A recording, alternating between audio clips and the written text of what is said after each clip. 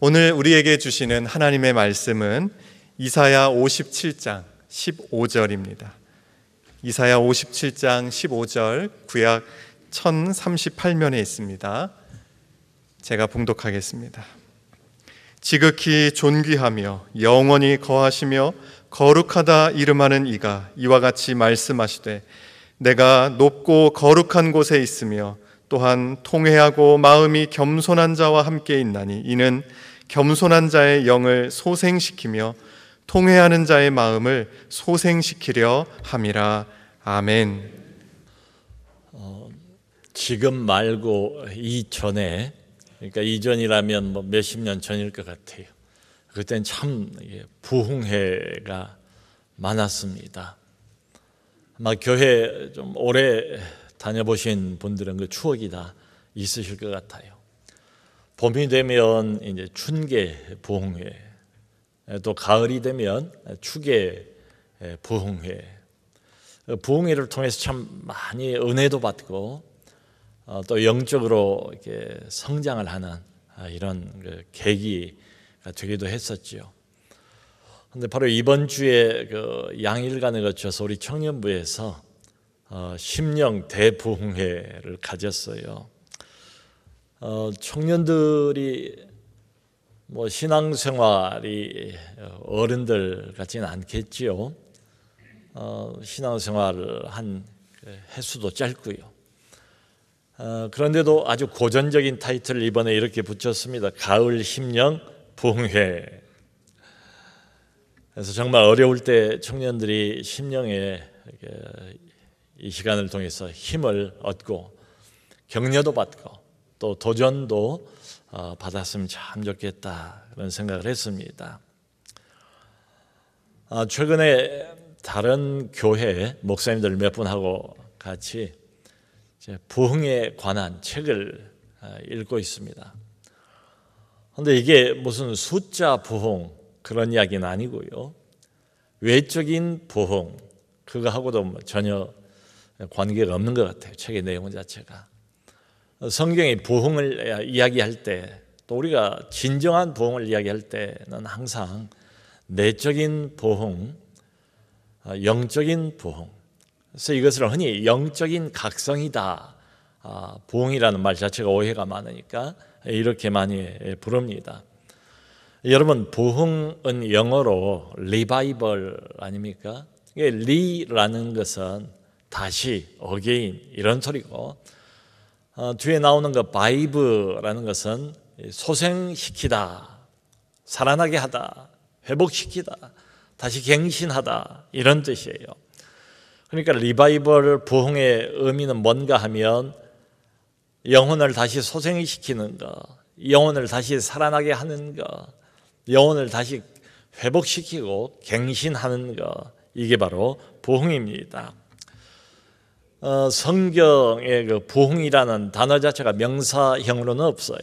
그런데 이제 부흥시키다, 부흥하다, 소생케 하다 이런 단어는 신구약에 몇 군데가 나옵니다.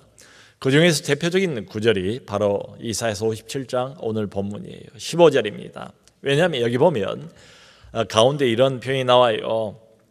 소생시킨다, 소생시키며 소생시키려 함이라. 이 히브리어로 소생시킨다는 단어가 하야라는 단어입니다. 그런데 이 하야라는 단어가 여기에 두 번이나 등장을 해요. 이게 우리가 지금 생각하는 부흥입니다. 왜냐하면 하나님께서 무엇을 소생시키려고 하는가 여기 보면 아주 분명하게 나와 있어요. 우리의 영을 소생시킨다. 또 우리의 마음을 소생시킨다 이렇게 되어 있습니다. 쉬운 성경은 이 대목을 이렇게 번역을 했습니다. 새로운 생명을 줄 것이다. 새 생명을 줄 것이다. 그러니까 소생시키겠다, 새 생명을 주겠다. 그런데 여러분 이런 표현이 전제하고 있는 게 있습니다. 뭘 전제로 하겠어요? 그러니까 영혼이든 마음이든 지금 죽어 있다는 거죠. 죽어 있으니까 소생이 필요해요. 다시 살아나는 게 필요하고 회복이 필요하고 갱신이 필요하고 뭐 죽어있지는 않다 할지라도 이게 대단히 약한 상태, 마치 바람이 조금만 불어도 금방 꺼져버릴 촛불처럼 대단히 희미한 약한 이런 상태에 지금 놓여 있는 거죠. 그걸 전제로 하고 있어요. 그래서 이런 약한 이런 거의 생명의 불꽃이 보이질 않는 이런 영혼들을 다시 새롭게 하고 갱신하고 살아나게 하고 회복을 시키는 이게 바로 부흥입니다.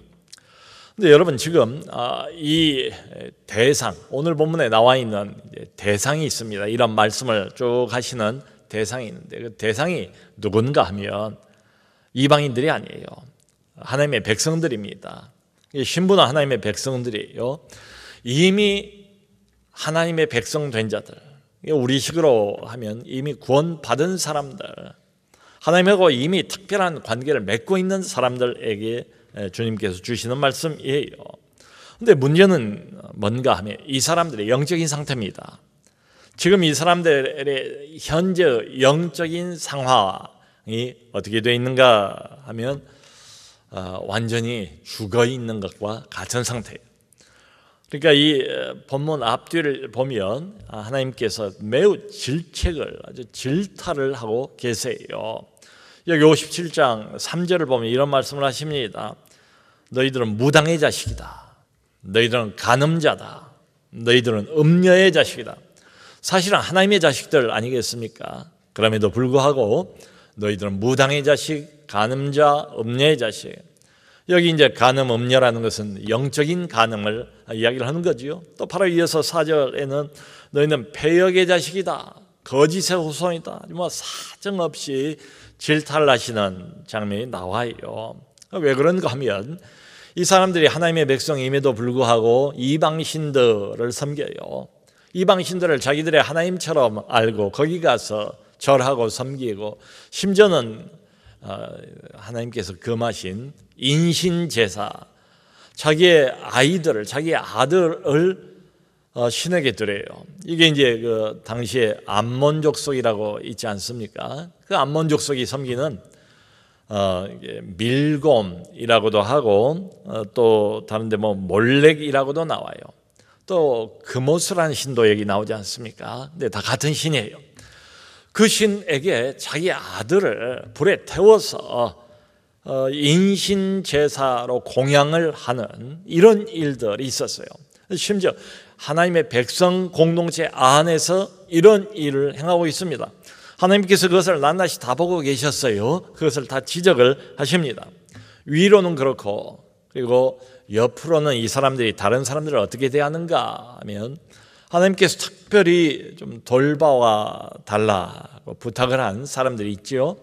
나그네와 고아와 과부, 이 땅에서 어렵게 살고 소외당한 사람들, 힘든 사람들, 그 사람들을 너희가 하나님의 백성 공동체니까 품으라, 도우라 이렇게 부탁을 하셨어요. 근데 그 사람들을 무시하고 홀대하는 것은 물론이고 오히려 힘이 없는 그 사람들을 학대하는 일들이 여기저기서 많이 일어나게 되었습니다. 참 한마디로 영성이 없는 사람들, 영성 제로 아니면 영성 마이너스인 이런 사람들, 그야말로 영적으로 깊은 어둠이 짙게 깔려 있는 하나님의, 사실은 이제 이게 교회입니다. 구약의 교회예요. 구약의 교회 공동체입니다. 바로 이제 이런 사람들의 마음을, 또 이런 사람들의 영을 하나님께서 소생시키겠다, 이런 말씀이에요. 여러분, 이게 바로 부흥입니다. 자, 그러므로 진정한 부흥이라는 것은 교회 바깥에서 일어나는 그 무엇이 아니에요. 바깥에 나가서 전도를 하는 것, 바깥에 있는 사람들, 예수 안 믿는 불신자들을 교회 안으로 데리고 오는 것, 이런 것들을 부흥이라고 말하는 게 아니고, 성경이 말하는 진짜 부흥은 뭔가 하면 1차적으로 교회 안에서 일어나는 그 무엇이에요? 이미 하나님을 믿고 있는 하나님의 백성 공동체 안에서 일어나고 있는 특별한 그 무엇, 뭐 사건이라고 해도 좋습니다. 그게 부흥이에요. 그러니까 하나님과의 관계가 무너질 대로 다 무너져버린 그 사람들에게 일어나는 특별한 역사, 하나님의 갱신의 역사, 회복의 역사, 이게 바로 진정한 부흥입니다. 여러분, 만일에 진짜 부흥이 이런 거라면 교회가 지금 당장이라도 필요로 하는 게 이런 부흥 아닐까요? 왜냐하면 우리가 자주 듣는 것처럼 교회는 무익한 단체다. 이게 바깥 세상에는 이제 이런 생각들, 이런 인식이 너무도 팽배해 있는 것 같아요. 교회의 세속화, 교회가 이제 너무 세속화돼서 교회와 세상 그리고 세상과 교회가 전혀 구별이 되지를 않는다. 이런 비판. 영적으로도 교회가 더 나을 게 없고 도덕적으로도 교회가 바깥 세상하고 비교해서도 탁월한 것도 아니다. 이런 이야기들 말이에요. 그래서 이제 교회를 우습게 여기지 않습니까? 일전에 어떤 목사님께서 그런 말씀을 하세요. 참 내가 어디 가서 내가 교회 목사라는 이야기를 하지를 못합니다. 눈치가 보여서. 참 그 이야기를 들으면서 그런 생각이 들었어요. 그게 어디 목사뿐일까? 여러분들은 어떠세요? 어디 바깥 세상에 가서 어디 가서 나는 예수 믿는 사람입니다. 나는 교회 다니는 사람입니다. 나는 크리스찬입니다. 나는 교회 집사요, 권사요, 장로요. 이 말을 떳떳하게 할 수 있습니까? 참 그 말 하기가 어려운 시대가 돼버린 것 같아요. 교회가 교회답지 못한 것을 부끄러워해야 되고 신자가 신자답지 못한 것을 부끄러워해야 하는 게 마땅하지요. 그래서 우리 모두가 다 공감이 가는 것 같아요. 정말 이 상태 이대로는 안 되지 않는가? 뭔가 갱신이 필요하지 않는가? 뭔가 좀 새로운 무엇이 있어야만 되지 않는가? 여기에 다 우리가 공감을 합니다. 안타까운 마음을 가져요. 그런데 문제는 공감은 한데도 불구하고 여전히 변화는 없는 것처럼 보여요. 여러분, 그래서 문제의 핵심이 어디 있는가 하면 참 누군들 변화를 원하지 않겠습니까? 교회의 변화, 그리고 우리 신앙의 변화를 다 원하지요. 그런데 이런 변화, 이런 회복, 이런 갱신은 우리가 사람이 스스로 만들어낼 수가 없는 게 문제예요. 이 말씀을 드리는 것은 만들어지지 않는 것에 대한 변명도 아니고요. 거기에 대한 책임을 회피하자는 이런 말씀도 전혀 아니에요. 여러분, 우리가 우리 마음을 마음대로 변화시킬 수 있습니까? 참 마음 먹은 대로 가장 안 되는 게 있다면 우리의 마음 아닐까요? 우리가 우리 영혼의 상태를 좌지우지 원하는 대로 이렇게 했다 저렇게 했다 바꿀 수 있습니까? 안 돼요. 불가능해요. 성경에 의하면 정말 큰 은혜, 하나님의 압도적인 은혜가 우리 마음에 임해야만 이런 변화가 가능하대요. 그러니까 내가 어떤 주도권을 가지고 있는 게 아니라 하나님 소관이에요. 하나님이 은혜를 주셔야 우리가 받을 수 있을 뿐이지 그 은혜를 내가 만들어낼 수가 없지 않겠습니까? 그러므로 이런 의미에서 진정한 부흥과 갱신은 우리의 소관은 아니에요. 여기 본문도 보면 아주 분명하게 그게 나와 있습니다. 본문의 주어가 뭔가를 살펴볼 필요가 있어요. 이렇게 이사야 선지자가 말합니다. 지극히 존귀하며 영원히 거하시며 거룩하다 이름하는 이같이 말씀하시되, 이분이 누구겠어요? 바로 우리 살아계신 전능자 하나님이시죠. 지극히 거룩하며 존귀하며 그리고 영원하신 그 하나님이 뭐라고 말씀을 하시는가 하면 이어서 이렇게 이야기를 해요. 하나님 말씀입니다. 내가 소생시키리라. 내가 소생시키리라. 이 주어가 분명해요. 내가래요. 사람이 아니에요. 인간이 아니에요. 하나님 자신이 소생시키겠다는 거예요. 우리의 영을, 우리의 마음을. 그러니까 이게 의미하는 건 분명하지 않습니까? 어떤 인간도 스스로 부흥을 가져올 수는 없다. 스스로의 영혼을 소생시킬 수 없다. 진정한 부흥이라는 것은 우리가 만들어낼 수 있는 게 아닙니다. 어떤 인위적인 프로그램이나 어떤 무슨 무브먼트나 운동이나 이런 것 가지고 부흥이 오지 않아요. 여러분, 진정한 부흥이라는 건 항상 그렇습니다. 하늘에서 옵니다. 하나님만이 이런 부흥을 주실 수가 있습니다. 그러니까 요약을 하면 거두절미하고 이게 우선 분명해야 될 것 같아요. 죽은 영혼, 어두워진 영혼, 아주 차갑게 식어버린 그 영혼을 다시 소생시킬 수 있는 분은 하나님이시다. 사람이 하는 일이 아니라는 거지요. 여러분, 물론 우리 하나님은 이 부흥이나 영적인 각성을 위해서 사람을 많이 사용을 하십니다. 지금도 마찬가지예요. 성경을 보면 모세를 사용해서 영적 부흥을, 구약 교회를 만들어내지 않습니까? 또 다윗을 통해서 타락해버린 하나님의 구약 공동체, 구약 교회를 새롭게 하지 않습니까? 또 신약을 보면 바울 사도를 통해서, 그리고 12사도를 통해서 하나님께서 교회 공동체를 갱신하는 것을 볼 수가 있지 않습니까? 역사적으로 보면 그 위대한 부흥사들이 있지 않았습니까? 그 유명한 미국의 드와인 무디가 있었고요. 또 얼마 전에 작곡하신 우리 빌리 그레암 목사님, 이 시대의 아주 위대한 부흥사 중에 한 사람이 아니겠습니까? 여러분, 그런데 생각을 해보면 이 모든 사람들은 사실 따지고 보면 그래요. 이 사람들은 부흥의 주역이 아니에요. 부흥의 수단일 뿐이에요. 부흥의 도구일 뿐이에요. 항상 어느 시대를 막론하고 진정한 부흥의 유일한 주인공은 누군가? 부흥의 주역은 바로 우리 하나님이세요. 하나님 자신이세요. 이게 우선 매우 분명하게 보입니다. 여러분, 교회가 부흥이 일어나기 전에 보면 거의 대동소이해요. 교회 상태가 이렇습니다. 교회 짙은 어두움이 깔려 있어요. 교회가 더 이상 아무 소망도 보이질 않아요. 마치 사단에게 교회 전체가 다 집어삼키운 것처럼 보이는 이때입니다. 바로 그때에 갑자기 하늘문이 열리는 것입니다. 그리고 성령의 기름이 물 붓듯이 부어지는 것이에요. 하나님이 압도적인 임재로 자신의 교회를 다시 찾아오는 장면들, 바로 이게 부흥입니다. 여러분, 우리가 은혜 없이 어떻게 삽니까? 지금도 마찬가지지요. 그래서 이런 은혜, 이슬비처럼 날마다 이렇게 보슬보슬 조금씩 내리는 이런 은혜, 성령의 은혜, 하늘의 은혜, 이걸 우리가 먹고 마시면서 살아가지 않습니까? 근데 부흥의 시대는 비유를 하자면 이슬비처럼 하나님의 은혜가 내려오는 게 아니고 마치 소낙비처럼, 장대비처럼 하늘문이 뻥 뚫린 것처럼 그렇게 하나님께서 은혜를 부어주세요. 그런 부흥이 갑자기 오는 거예요.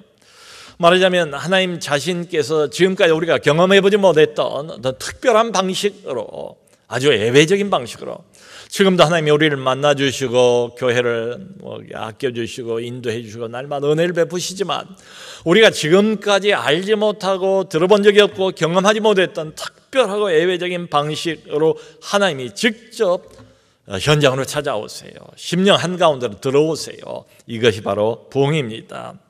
여러분, 그러므로 이 진정한 의미의 부흥이라는 것은 인간이 짜놓은 어떤 프로그램, 어떤 방법으로도 부흥이 보장이 되지를 않습니다. 여기 분명히 말씀하시잖아요. 내가 소생시키리라. 내가, 이 주어에 우리는 주목할 필요가 있습니다. 이런 면에서 보면 부흥이란 뭔가 하면 전적으로 하나님의 행동입니다. 인간이 보탤 게 없어요. 전적으로 하나님의 행동이다. 그리고 이 부흥이라는 게 언제 올지 몰라요. 어떻게 올지 몰라요. 예측할 수가 없어요. 이 진정한 의미에서 부흥이라는 것은 우리 인간의 어떤 타임 스케줄에 묶어놓을 수가 없어요. 전적으로 하나님의 주권적인 역사예요. 그런데 우리는 기도할 뿐입니다. 기도한다고 해서 부흥이 보장되는 것도 아니에요. 그러나 기도 없이 또 부흥은 없어요. 그러니까 교회가 어둡고 또 어두워 보일 때, 내 영혼이 침체 또 침체 바닥에 있을 때 이 교회의 마지막 보루가 있다면 바로 진정한 의미에서의 이런 부흥이 아니겠는가. 자, 그런데 오늘 성경을 보면 여러분, 모든 진정한 부흥에는 공통점 하나가 있습니다. 그게 오늘 본문에 아주 잘 나와 있어요. 우리가 여기 좀 주목을 해볼 필요가 있습니다. 하나님께서 내가 소생시키겠다고 그랬는데 누구를 소생시키는가, 여기에 주목할 필요가 있습니다. 하나님이 아무나 모든 사람을 다 소생시킨다고 말씀하지 않으세요. 여기 그 대상이 한정되어 있습니다. 누굽니까? 하나님이 동회하는 자의 영을 소생시키겠고, 그리고 겸손한 자의 마음을 소생시키겠대요. 우리 인간의 영, 우리 인간의 마음을 하나님께서 소생시키는 게 부흥입니다. 영적 갱신입니다. 그런데 누구의 영, 누구의 마음을 하나님께서 소생시키는가 하면 그렇게 국한시켜서 말씀을 하세요. 동의하는 자, 그리고 겸손한 자입니다. 여러분, 하나님이 누구라고 이사야가 말씀하셨다고요? 하나님은 존귀한 자예요. 하나님은 영원하신 분이에요. 하나님은 거룩하신 분이에요. 하나님은 전능자예요. 여러분, 이런 분이 심령이 어두울 대로 어둡고 죄로 가득 차 있는 그런 인간과 접촉할 수 있을까요? 접촉이 불가능해요. 하나님은 거룩하신 만큼 이 땅으로는 초월해 있는 분처럼 여겨지고, 우리는 이 땅에서 죄만 짓고 살아가는 어두울 대로 어두운 죄인이에요. 아무 연결고리가 없어 보이잖아요. 그런데 참 자비로우신 우리 하나님께서는 그러나 몇몇 특별한 사람들에게는 기꺼이 찾아오시겠다, 이렇게 말씀을 하시는 거예요. 그게 누군가 하면 통회하는 자래요. 여러분, 통회라는 게 뭐겠습니까? 살아계신 하나님의 눈 앞에서 자신의 죄성을 깊이 깨닫고 그 죄 때문에 괴로워하는 그런 사람, 그런 행위, 통회라고 부르지요. 겸손한 자의 마음을 소생시키겠다고 그랬는데 누가 겸손한 자입니까? 그저 도덕적으로 겸손을 말하는 게 아니에요. 불꽃 같은 하나님의 눈동자 앞에서 자기를 한없이 낮추고 또 낮추는, 스스로 낮추는 이런 사람입니다. 그러니까 이런 사람은 어떤 사람인가 하면 자신이 하나님 앞에서 죄인이라는 것을 철저하게 인식하고 있는 사람, 그렇기 때문에 하나님 앞에서 감히 손톱끝만큼이라도 자기의 의를 자랑하거나 내세울 수가 없는 그런 사람, 오직 한 가지만 있다면 하나님의 자비와 긍휼만을 의지해서 하나님 앞에 한없이 자기를, 심령을 낮추는 이런 사람을 말합니다. 여러분, 다윗이 크게 범죄하고 난 다음에 하나님의 지적을 받지 않습니까? 그리고 지은 시편이 그 유명한 시편 51편이에요. 그 51편 17절을 보면 이런 말씀이 나옵니다. 하나님께서 구하시는 제사는 상한 심령이라, 상한 심령이라. 하나님이 상하고 통회하는 마음을 주께서 멸시하지 아니하시리이다. 여러분, 바로 이것입니다. 하나님이 좋아하시는 심령은 어떤 심령인가? 지금도 하나님께서 찾고 계신 심령은 어떤 심령인가? 우리가 외적으로 하나님께 이걸 드리고 저걸 드리고 이런 봉사와 저런 열심을 드리기 전에 하나님께서 먼저 살피시는 게 있답니다. 그거 뭔가 하면 특별한 심령을 찾는데요, 특별한 마음의 상태를 찾고 있대요. 바로 상한 심령, 통회하는 심령입니다. 여러분, 그 부흥의 때가 교회 역사를 보면 이게 가끔 있어 왔습니다. 어느 시대에나 부흥은 있었어요. 교회에서 2000년 동안에. 근데 그때마다 일어났던 부흥의 특징을 보면 뭐 조건이라고 말해도 좋아요. 무엇이 조건인가 하면 바로 이겁니다. 깨어진 심령, 통회하는 자, 마음이 겸손한 자를 하나님께서 내버려 두지 않겠다고 말씀하시지 않습니까? 그런 사람에게 가까이 찾아오겠다고 말씀하지 않습니까? 바로 그런 사람들의 영을, 그런 사람들의 마음을 하나님께서 회복시키겠다, 소생케 하겠다라고 말씀을 하세요. 몇 가지 이제 그 실례를 말씀을 드려보면, 미국에 이제 소위 그 대각성 부흥 운동이라는 게 있었습니다. 오래전에. 그 대각성 부흥 운동의 주역이 누군가 하면 조나단 에드워즈 목사님이에요. 이분이 리더였습니다. 1741년에 조나단 에드워즈 목사님이 유명한 설교를 하시는데 제목이 진노하시는 하나님의 손 안에 있는 죄인들이라는 제목이에요. 좀 제목 자체가 섬찟하죠? 진노하시는 하나님의 손 안에 있는 죄인들.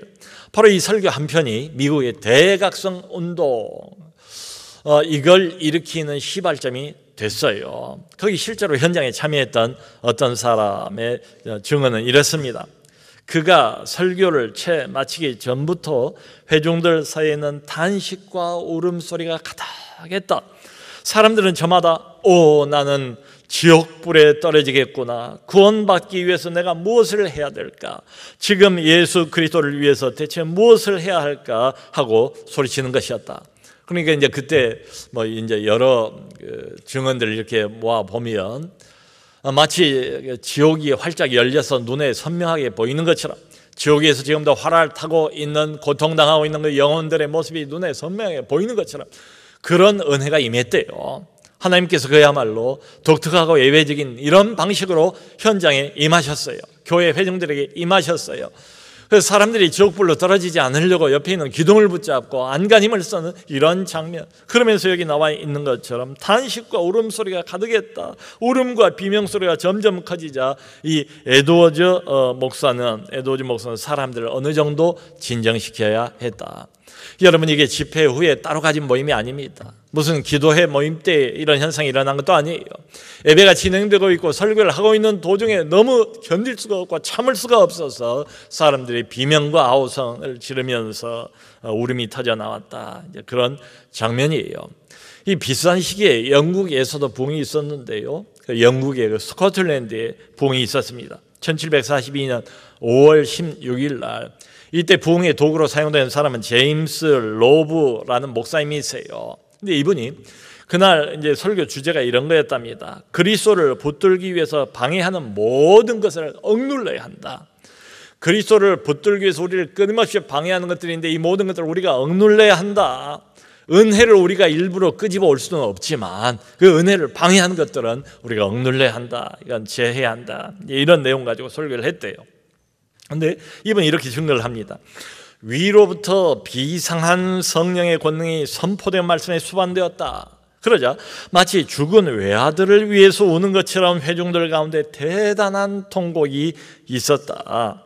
많은 사람들이 울부짖었다. 이들은 여인들뿐만 아니라 얼마는 강하고 건장한 젊은이들이었고 얼마는 40세와 50세 사이의 연령층이었다. 이제 중략하고요.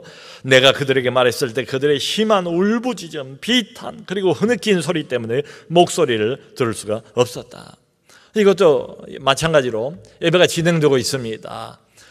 아마 40세에서 50세 사이 정도 되면은 사회적인 체면도 있고 주일날 교회 나온 사람들이니까 점잖은 이 체면을 생각하는 사람들이 많이 있었을 것 아닙니까? 그런데 이런 사람들도 그야말로 마치 외아들을 잃어버리기나 한 것처럼 비통한 참을 수 없는 대단한 통곡, 심한 울부짖음, 비탄, 이게 나이 든 사람들만 그런 게 아니라는 거예요. 하늘문이 그냥 뻥 뚫리는 것처럼, 그리고 하늘에 성령의 소낙비가 마구 그 회중 안으로 쏟아져 들어오자 건장한 젊은이들 도무지 이런 현상하고는 상관이 없을 것처럼 보이는 이런 젊은이들도 참지를 못하고 대단한 비탄과 흐느껴 오는 이런 소리 때문에 더 이상 참 목소리가 들리지 않을 이런 정도였다라고 증거하고 있습니다. 여러분, 그 뒤로 약 160년 후에 우리나라 이제 한국 초대 교회죠. 초기 교회. 그 한국의 오순절이라고 이제 부르는 게 평양 대부흥 운동 아닙니까? 이게 이제 1907년도에 일어났어요. 일제가 점점 그 어둠의 그림자로 우리 한국을 압박해 오던 그런 때입니다. 민족의 희망도 없고 장래도 보이질 않던 이런 때예요. 그때 하나님께서 복음을 알게 하셨고, 그리고 선교사님들을 통해서 복음이 그냥 일파만파 요원의 불길처럼 전국적으로 이게 확산되기 시작했습니다. 그 한국의 오순절 운동을 터뜨린 그 장소가 평양이에요. 평양의 장대현 교회입니다. 평양의 장대현 교회, 평양 대부흥 운동을 주도했던 그 교회에서 이제 이 일이 일어난 거예요. 1907년도 1월 달에 이제 특별 집회를 가졌습니다. 그래서 정확하게는 1907년도 1월 18일 날, 당시 이제 여러 서양 선교사들이 들어와서 평양을 중심으로 해서 복음을 열심히 전하고 있었어요. 그 중에 한 사람이 스왈른이라는 이름의 선교사가 있습니다. 스왈른 선교사가 그 현장에 참여했던 이제 증언을 이렇게 하고 있습니다. 월요일 밤에 성령의 은혜가 임했다. 성령께서 놀라운 권능으로 현시하셨다. 간단한 예배가 있은 후, 굉장히 자세하게 묘사를 했어요. 근데 제가 중략을 하고, 간단한 예배가 있은 후에 곧 간증이 시작되었다. 그러니까 너도 나도 앞에 나와서 공개적으로 자기의 죄를 고백하는 일이 있었대요. 여러분, 자기 죄를 공개적으로 사람들 앞에 고백하려고 하는 사람이 어디가 있겠습니까? 오히려 숨기려고 하죠. 웬만한 잘못은 뭐 또 공동체에서 이야기를 할 수 있을지 모르지만 정말 은밀한 죄는 감추려고 애를 쓰지 않겠습니까? 근데 성령께서 워낙 강력하게 압도적으로 임하시니까 너무 큰 부담 때문에 이걸 감출 수가 없는 거예요. 가슴이 터져나가고 심장이 터져나가고 곧 죽을 것 같은데 살기 위해서라도 자기 죄를 공개적으로 고백을 하지 않을 수가 없었다는 이제 그 배경이 그런 거예요. 그래서 심지어는 몇 시간씩 줄을 서서 기다리면서 한 사람씩 앞으로 나가서 차례대로 자기 죄를 고백하면서 회개하고 애통하는 이런 현장을 그렇게 묘사를 하는 겁니다. 계속 읽어볼게요. 몇몇 사람은 고백의 말이 끝나기도 전에 갑자기 펄쩍 뛰고는 자신의 죄를 통회하지 않고는 견딜 수 없다며 울부짖기 시작했다. 사악하고 수치스러운 모든 죄들. 그러니까 이 모든 죄들 안에 이제 거기 구체적으로 보면 살인이, 다른 사람 몰랐어요. 자기 살인자라고 고백을 한 거예요. 살인이 간음이 있었고, 그리고 도둑질이 있었고, 심지어는 어떤 사람은 선교사님들을 돕는다고 도우면서 선교사님들에게 돈을 내가 얼마를 훔쳤다는 그것까지 이렇게 다 토로를 해내는 이런 일이 있었습니다. 이게 사악하고 수치스러운 모든 죄들이 아주 깊은 죄의식 하에서 고백되어졌다. 사람들은 자신들의 죄를 고백하고는 마치 가장 무시무시한 고통에 처한 것처럼 갑자기 무섭게 통회하고 애통하기 시작했다. 때로는 마치 숨을 쉬지 못해 괴로워하는 사람처럼 자기 가슴을 치기도 했다. 때로 그들 중에는 갑자기 마룻바닥에 엎어져 몹시도 통회하는 가운데 손으로 바닥을 연타하는 사람도 있었다. 여러분, 정말 이게 보통 일반적인 현상은 아니지 않습니까? 사람들이 모였을 때마다 이런 일들이 일어나는 건 아니지 않습니까? 그런데 진정한 부흥이 일어나는 현장에 공통적으로 나타나는 현상은 바로 이 현상입니다. 똑같은 현상이 교회 사회에서 여기저기에서 장소도 상관없어요. 서양에도 동양에도 어디든지 간에 하나님의 부흥이 일어나는 그 장소에는 똑같은 반응을 보인다. 그 공통된 현상의 핵심이 뭔가 하면 사람들 모두가 다 애통하는 심정, 깨어진 심정, 상한 이 심정. 우리가 어찌할꼬 하나님이여 이 죄인을, 나 같은 자를, 내 죄가 용서받을 다른 길은 없사오니 주여 나를 제발 불쌍히 여겨 주옵소서. 애통해 하는 심정 공통점입니다. 그러니까 이 집회가 저녁에 시작됐다가 새벽 2시까지, 그건 뭐 일반적으로 그런 거고, 한 번은 저녁 8시에 시작된 집회가 새벽 5시까지 이어졌대요. 뭐 주최 측이 이런 걸 계획을 했겠습니까? 예측을 했겠습니까?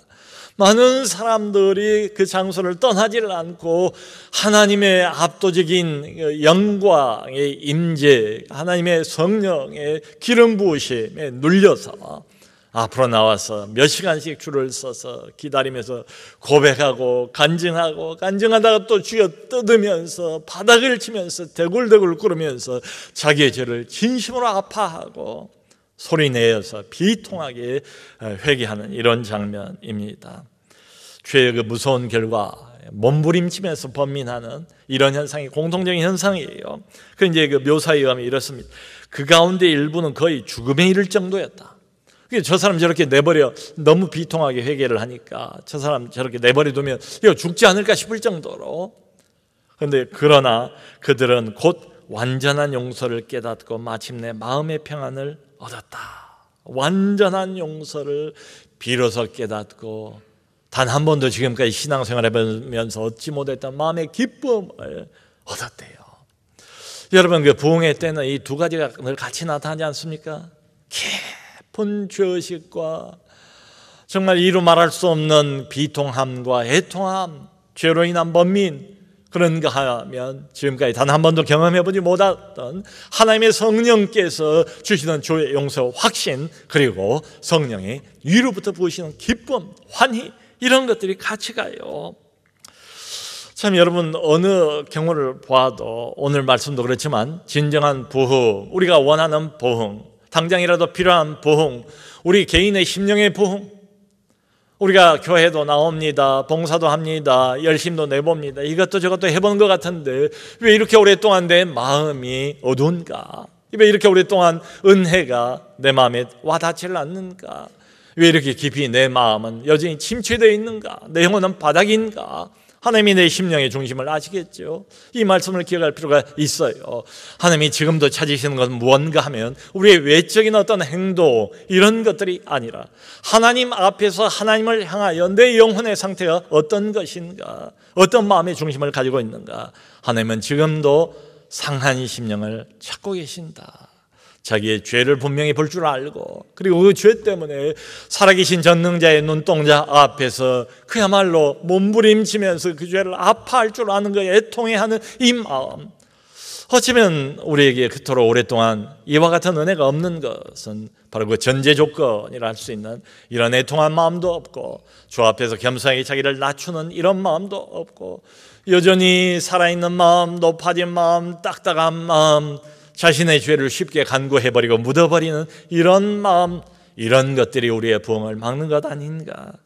여러분, 아무리 보아도 성경은 한 가지 조건을 이야기합니다. 진정한 부흥에는 늘 철저한 회개 그리고 죄 용서의 기쁨이 특징이에요. 사랑하는 성도 여러분, 오늘도 하나님께서 우리의 마음을 보십니다. 우리의 마음이 제발 이렇게 되었으면 하고 하나님이 먼저 바라실 것 같아요. 하나님이 우리의 마음을 소생시키기를 원해도, 우리의 영을 소생시키기를 원해도 아무나 그저 모든 사람들 교회에 나온다고 누구나 하나님이 이런 소생케 하는 은혜를 주시는 것은 아니지 않은가. 내가 동회하는 자의 영을 소생시킬 것이고 겸손한 자의 마음을 내가 소생시키겠다. 하나님의 약속이니까 지금도 분명히 이루어질 줄로 믿습니다. 마음이 상한 자, 이게 회복의 조건입니다. 그러므로 여러분, 우리가 하나님께 기도할 때 이걸 먼저 기도해야 되지 않을까요? 하나님이여, 하나님이여, 나는 하나님께서 내 죄를 보여주시지 않으면 그 죄가 죄인지도 모르는 죄인입니다. 성령이여, 나를 불쌍히 여겨주셔서 다른 은혜보다 내가 내 죄를 깨달을 수 있는 이 은혜를 더하여 주옵소서. 성령이 하늘의 빛을 내 어두운 마음과 영혼 속에 비추어 주셔서 성령께서 성령의 거울로 나의 진면목을 보게 해 주옵소서. 내 죄를 보게 하여 주옵소서. 이 기도가 먼저 필요할 것 같아요. 겸손한 마음을 가지고 애통하고 통회하는 심령을 가질 때 우리 하나님께서 그런 마음을 외면하지 않으십니다. 모쪼록 이런 상한 마음, 애통해하는 이런 심령 다시 회복하기를 바라고, 그 영혼 위에 하나님께서 물붓듯 부어주시는 그 성령의 은혜로 말미암아서 다시 소생케 되는 이런 은혜가 우리 모두에게, 또 우리 교회에, 우리 한국교회에 있기를 주님의 이름으로 축원합니다.